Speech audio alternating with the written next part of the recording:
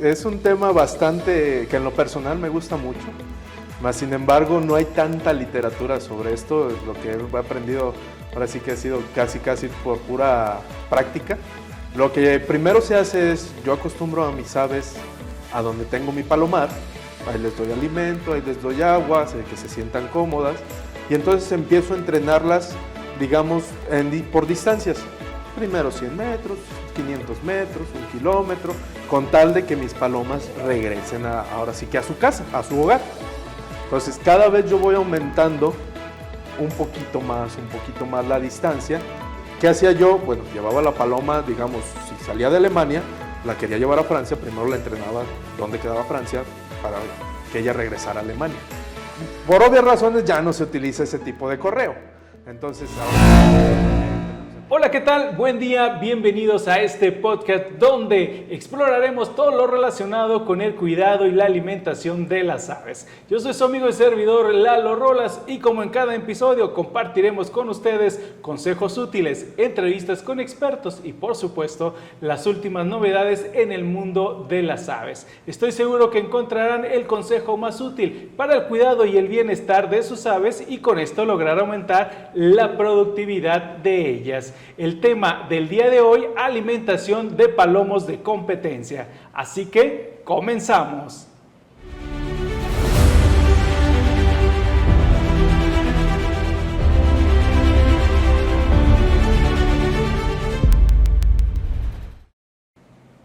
Y bueno, para acompañarnos el día de hoy con este extraordinario tema se encuentra con nosotros el médico veterinario y zootecnista Ricardo Ortiz Cosío, a quien le damos la bienvenida. Él es egresado de la Universidad de Guadalajara, además cuenta con una especialidad en producción bovina por la UNAM, un curso taller en alimentación de gallo de pelea y un curso taller en alimentación de palomas mensajeras. Él actualmente se desempeña como promotor de ventas y servicio técnico en el área de aves de competencia para la empresa forrajera 19 Hermanos. Médico, bienvenido. Lalo, pues aquí estamos nuevamente con un nuevo tema, esperemos que les guste.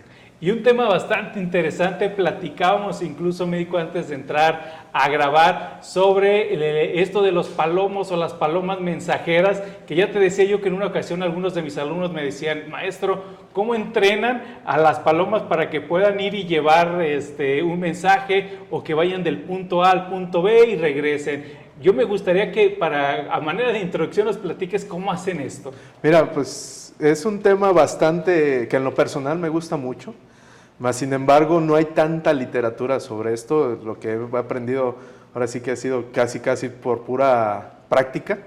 Entonces, mira, para responderte tu pregunta, ahora sí que es simplemente un entrenamiento. Lo que primero se hace es, yo acostumbro a mis aves a donde tengo mi palomar, ahí les doy alimento, ahí les doy agua, que se sientan cómodas, y entonces empiezo a entrenarlas, digamos, por distancias. Primero 100 metros, 500 metros, 1 kilómetro, con tal de que mis palomas regresen ahora sí que a su casa, a su hogar. Entonces, cada vez yo voy aumentando un poquito más la distancia para que ahora sí que este aspecto cumpla su requisito, que al final de cuentas eso es. Me mencionabas precisamente antes de entrar ahora sí que a escena, que cómo le hacían, pues prácticamente es eso. O sea, por ejemplo, en la Segunda Guerra Mundial, pues ahora sí que era el correo de ese tiempo. Exacto. Entonces, ¿qué hacía yo? Bueno, llevaba la paloma, digamos, si salía de Alemania, la quería llevar a Francia, primero la entrenaba donde quedaba Francia para que ella regresara a Alemania. Entonces, ¿qué hacían? Pues le amarraba un papelito a la pata y la soltaba. Ella tenía que ir a Francia, ahora sí que el destinatario leía el mensaje y se lo respondía al emisor. Entonces, en este caso, bueno, volvíamos a amarrar la patita y regresaba la paloma. Por obvias razones ya no se utiliza ese tipo de correo. Entonces, ahora tenemos el email, tenemos el WhatsApp, tenemos infinidad de cómo mandar un mensaje de texto, ¿no? Ahora, ¿qué se hace? Pues se realizan competencias, en fin. ¿Qué son las competencias? Son carreras. Claro. Son carreras de palomas y la que llegue primero es la que va a ganar. Excelente, fíjate que es una actividad de la cual yo tenía total desconocimiento, que existieran ese tipo de competencias. Sí, dado la historia que hemos estado escuchando, como bien lo platicábamos, bueno, anteriormente, pues para poder transmitir se utilizaban las palomas, precisamente con estos mensajes, ¿no? Lo curioso, lo que nos resultaba curioso es cómo poder entrenar para que realmente llegara al mismo punto y regresara al mismo punto. Creo que era lo que nos causaba mucho interés, ¿no? Sí, pasa lo mismo, no sé si te ha tocado ver con los burros, que normalmente ellos ya saben su caminito de vuelta a casa. Sí, sí. Inclusive a veces ves pasar un burro solo, pero ya sabes que va a su casa. Claro. Entonces, a veces tú te lo quieres llevar, así que quieres guiarlo por otro lado y el burro dice, no, mi camino es este, yo voy por este camino, ya sé dónde hay comida, ya sé dónde hay agua y ahí tengo que llegar. Así es. Pasa lo mismo con las palomas, ellas saben dónde hay comida, dónde hay agua, dónde pueden anidar, dónde pueden reproducirse sin temor ahora sí que a depredadores o a condiciones climáticas adversas. Entonces, pasa exactamente lo mismo. Y bueno, si te parece, médico, vamos entonces ahora sí con nuestro tema, aclarado esta duda que teníamos, sobre todo para mis alumnos que me han estado preguntando, pues ya quedó aclarado. Y vamos entonces con la primera pregunta que tenemos sobre este tema de la alimentación de palomos de competencia. Y la primera es, pues, ¿qué son los palomos de competencia, ¿no? Precisamente son todos, ahora sí que todos esos palomos que yo estoy destinados a competir. No todos los palomos compiten, obviamente tengo mis sementales, tengo pichones, tengo hembras que no compiten, que nada más son pie de cría. Entonces, solamente son los palomos que yo tengo destinados a competir.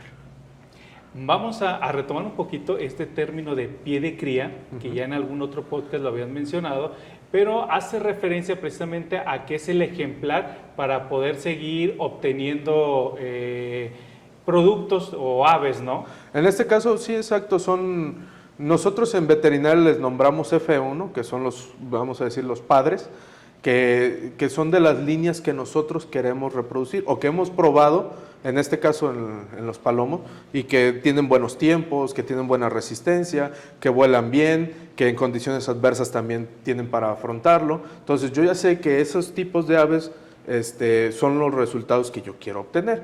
Más sin embargo, hay otros aves que quiero experimentar, que por decir algo, pues la línea A y la línea B me pueden lanzar una paloma que a lo mejor vuele más rápido. Y es donde yo empiezo a hacer cruzamientos para ver qué resultados puedo tener. Claro, es donde en alguna ocasión nos platicaba, ¿no? Tengo este semental, pero ¿qué otra parte, aparte de lo genético, necesito, ¿no? Exacto. Mira, saliendo un poquito del tema de los palomos, pasa mucho en cerdos. En cerdos hay muchos genes que me dicen, esta raza de cerdos me puede dar hasta 14, 15 lechones, pero su peso al destete es muy bajo. Y esta línea me produce pocos lechones, pero su peso al destete es mucho más alto. Entonces, yo combino la línea A con la línea B para tener menos lechones, pero con más peso al destete. Y nace una línea C. Exactamente. Pasa lo mismo con los palomos. Digamos, esta línea tiene muy buena resistencia a los cambios climáticos y esta línea tiene muy buena velocidad. Bueno, para cuando haya competencias con climas adversos, los junto y resulta que tengo, pues, ahora sí que depende de lo que, cómo se combinen los genes. También no va a ser seguro que yo vaya a tener el resultado esperado. Claro. Hay que ir haciendo experimentos y si no hay que ir metiendo otra línea para que los genes pues se vayan conjugando. Claro. Oye, médico, ¿cuál es la alimentación base de los palomos? Mira, la alimentación base son los granos. Los granos, principalmente el sorgo. No sé si te acuerdas que en un podcast hablamos sobre el sorgo amargo y el sorgo dulce. Claro.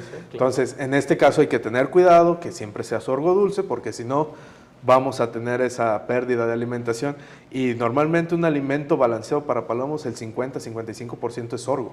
Entonces imagínate si cometemos el error de suministrar sorgo amargo, claro, toda la pérdida que vamos a tener, hay que tener mucho cuidado en eso. Y también hay que conocer qué más granos, cereales principalmente, maíz, trigo, sorgo, algunas fuentes de proteína, chícharo, semilla de girasol, algunos casos alberjón. Si se puede complementar con un peletizado que nos aporte proteínas, mucho mejor. ¿En qué presentación, médico? ¿Grano triturado, quebrado, entero? De preferencia entero. Aquí, a diferencia de los gallos, que sí se maneja mucho más el grano quebrado, las aves, lo que vienen siendo las palomas, son más propensas a los hongos. Entonces, si nosotros ofrecemos un alimento quebrado, ahora sí que lo estamos exponiendo a una mayor facilidad o afinidad hacia el hongo, porque ya no tiene la protección que tiene un grano entero. Entonces, si las aves son propensas a los hongos y nosotros le damos grano quebrado, que también es propenso al hongo, pues imagínate qué vamos a tener. Vamos a ser más susceptibles. Exactamente. Entonces, si yo tengo la facilidad de darle grano entero, adelante. Ahora, que si tú tienes tu propia quebradora y lo quieres dar quebrado, también es totalmente válido. Nomás garantiza lo que es un alimento fresco. Claro. Oye, ¿y qué dieta se puede elaborar para los palomos? Mira, hay diferentes tipos de dieta. La más común, como en el caso de los gallos, es el de mantenimiento, nada más que acá se llama en reposo, que es cuando no hay época de vuelo, el animal no está en entrenamiento y nada más está ahora sí que... en reposo. En reposo, como dice su nombre. Entonces, ese es un alimento, digamos, que se puede manejar entre un 9.5, un 10 de proteína, que es algo bajo, es un alimento económico, precisamente por lo mismo, y de ahí ya vamos a ir mejorando la dieta dependiendo del tipo de vuelo. Ya de ahí nosotros tenemos 3 tipos de vuelo, que es corto, medio fondo y fondo. Ya dependiendo, más adelante platicamos sobre esto, en el tema ahora sí de competencias, pero nada más para que concuerde lo que estoy hablando, en cada una de estas etapas nosotros necesitamos ir cambiando el tipo de alimentación. ¿Y cuáles son los aditivos que se pueden utilizar? Aquí es muy curioso, podemos utilizar prácticamente los mismos aditivos que con el gallo, vitaminas, minerales, nada más aquí si ocupamos más, he hecho mucho hincapié, no sé si recuerdas, en los probióticos. Sí, claro. Aquí sí los necesitamos más por el tipo de grano o de alimentación que tiene el ave. Como es grano entero, no te voy a mentir, sí les cuesta un poquito más de trabajo de digerir un grano entero que un grano quebrado. Entonces, lo que vienen siendo los probióticos y prebióticos nos va a ayudar mucho a la mejor alimentación de estas aves. Excelente. Médico, ¿cuál es la alimentación ahora de los pichones? De los pichones, mira, no sé si te ha tocado ver cómo son o cómo alimentan las palomas a los pichones. Normalmente, si tú ves un pollito desde el primer día que nace, él ya está buscando comida. Exacto, sí. Los pichones no. Creo que la madre les pone, ¿no? Es correcto, es correcto. No. Entonces, nosotros ahí, ¿qué tenemos que hacer? Tenemos que alimentar a la madre y al pichón al mismo tiempo. Okay. ¿Por qué? Lo que pasa es que la madre ingiere el alimento, se vuelve un bolo en lo que viene siendo el buche, ella ahora sí que le agrega algunas enzimas, la misma saliva, bueno, que ellos producen en el buche, el líquido que ellos producen, y ahora sí que lo regurgitan y se lo dan directamente en el pico al pichón. Entonces, en este caso hay que tener en consideración que hay que mantener a la madre, más sin embargo hay que darle un alimento que la madre pueda ingerir para que se lo pueda dar al pichón. He hecho algunas pruebas con algunos preiniciadores de pollito y me ha dado muy buenos resultados. Ojo, no se lo doy solo a la madre. Es decir, normalmente viene peletizado, viene extruido. El caso de 19 hermanos es un extruido en forma de balín. Si nosotros se lo damos a la madre, que vaya junto con el alimento de la madre. Entonces va revuelto y aprovechamos y ya le empezamos a dar cierta cantidad de grano al pichón. ¿Directamente el pichón o todavía a través de la madre? No, todavía a través de la madre. Como al mes, 2 meses, mes y medio, es cuando ya ahora sí ya podemos alimentar al pichón. Y me imagino que para la parte de los reproductores tienen que tener cierta alimentación también. Sí, también, porque no podemos darle ahora sí que el mismo alimentación por parte del de reposo. ¿Por qué? Porque nos quedaríamos cortos en nutrientes. Recordemos que en la época de producción, pues, hay más movimiento, el palomo está cortejando a la paloma ahora sí que se hace la difícil. Entonces, quieras o no, todo ese tipo de cortejo causa un desgaste energético, que si nosotros lo cuidamos nada más con cierto alimento, en este caso el de reposo, no lo vamos a cubrir. Y esa energía que yo necesito para que la paloma forme su huevo, pues no nos va a dar el resultado que yo quiero. Nos puede dar un huevo infértil, nos puede dar un huevo con deficiencia de calcio en el cascarón, con deficiencia de fósforo. Entonces hay que tener en cuenta que se ocupa un alimento especial para el reproductor. En este caso, también hemos hecho pruebas con alimento de reproductor para aves de combate o para gallinas y nos da muy buenos resultados, aumentando la fertilidad y aumentando los huevos nacidos. Estas deficiencias, me imagino, pues se representan que hay muerte incluso hasta del embrión o no se llegan a desarrollar. Sí, claro, también ¿no? ocurre prácticamente lo mismo que con un gallo, una gallina, que si no lo alimentamos adecuadamente, pues ¿de dónde va a sacar fuerzas el embrión para desarrollarse?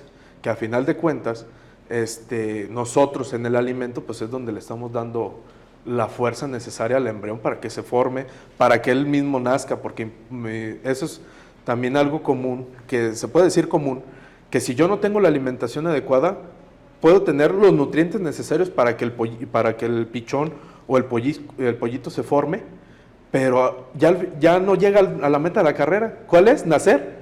Ya no tiene la fuerza para romper el cascarón. Entonces, imagínate que llegaste y te quedaste a 5 metros de la meta. Claro. Entonces, no sirvió de nada tu desarrollo. Así es, necesitan tener fuerza, ¿no? Para hacer Sí, esa claro. eclosión del cascarón y poder emerger, ¿no? Que eso se lo da, pues, una buena alimentación. Es correcto. ¿Sí? ¿Qué pasa, médico, entonces, para el caso de los palomos que están en competencia? ¿Cuál es la alimentación previa que ellos deben de tener? Mira, nosotros venimos de la época del reposo, pero cuando vamos a entrar a las competencias, pasa como por ejemplo, ahorita que grabamos este podcast, pues son las Olimpiadas. Entonces, yo no le puedo dar a mi competidor, a mi corredor, la misma que le voy a dar durante todo el año.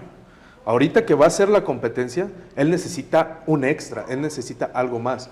Entonces, traduciéndolo a los palomos, ahora que lo voy a poner a volar, necesito darle un extra. ¿Por qué? Va a gastar energía, va a gastar proteína, va a gastar minerales, va a gastar vitaminas, y todo eso, si yo no le doy la alimentación adecuada, ¿de dónde lo va a obtener? De nada. Influye médico, que sean competencias a largo o a mediana distancia para la alimentación. Sí, claro. Por ejemplo, las que se consideran de cortas son todas esas competencias que son hasta los 150 kilómetros. Bueno, a mí me gusta decirle así. De ahí para adelante, yo casi con mi alimento de reposo, los 120 kilómetros los puedo cubrir perfectamente. A partir de los 130 yo ya necesito un extra, necesito poquita más energía, necesito poquita más proteína. Las de medio fondo son las que yo les digo ya son de 150 a 500 kilómetros. De esos yo necesito otro tipo de alimentación, necesito más grasa. Aquí yo ya juego con un papel con la grasa porque son distancias más grandes y necesito reservas de energía. La reserva de energía natural es la grasa. Entonces, si yo no le doy grasa, ¿dónde? Acuérdate, te mencioné sobre dos tipos de energía, la de rápida liberación y la de lenta liberación. La de lenta liberación es la grasa que a mí me va a servir, en este caso, para las distancias más largas. Voy a tener mis reservas de energía, pero si no las tengo, ¿de dónde las voy a obtener? Entonces, yo necesito añadir ya cierta cantidad de grasa en esa instancia y aumentar mi proteína. ¿Por qué? Porque también necesito mis reservas de proteína para generar el vuelo necesario. Así es, médico. Para poder cerrar este episodio, nos gustaría que nos compartas el consejo del día, pues en base a este tema de la alimentación de los palomos de competencia. Ok, mira, el consejo del día es, yo creo que los he venido diciendo durante muchos podcasts, acérquense a un médico veterinario especialista, en este caso especialista en nutrición, porque no hay mucha literatura con respecto a la crianza, a la alimentación de palomos, precisamente por ser un tema descuidado o desconocido. Entonces yo les recomendaría, asesórense, vean cómo pueden sacar el mejor provecho a sus aves, cómo pueden sacar un mejor rendimiento y qué complementos puedo utilizar para tener más energía y que la energía sea más duradera en mis aves. Así es. Amigos, pues aquí están los consejos, apunten los que para ustedes sean más interesantes. Si les están surgiendo más dudas, por favor, no olviden por ahí anotarlas aquí a través de las redes del podcast. Y bueno, pues agradecerte nuevamente, Ricardo, que hubieras estado con nosotros en este episodio. No, Lalo, pues ya sabes que a mí me encanta estar aquí contigo. Se vuelven muy amenas las pláticas, esperamos que les gusten los temas a a las personas que nos están escuchando y claro, si tienen más temas, adelante, háganoslo saber y con gusto se los podremos resolver sus dudas, sus comentarios. Perfecto, ya lo dijo el médico, lo que a ustedes por ahí les surjan dudas, con mucho gusto le podemos echar una llamadita y nos ponemos otra vez en contacto a través de estos episodios, de estos podcasts.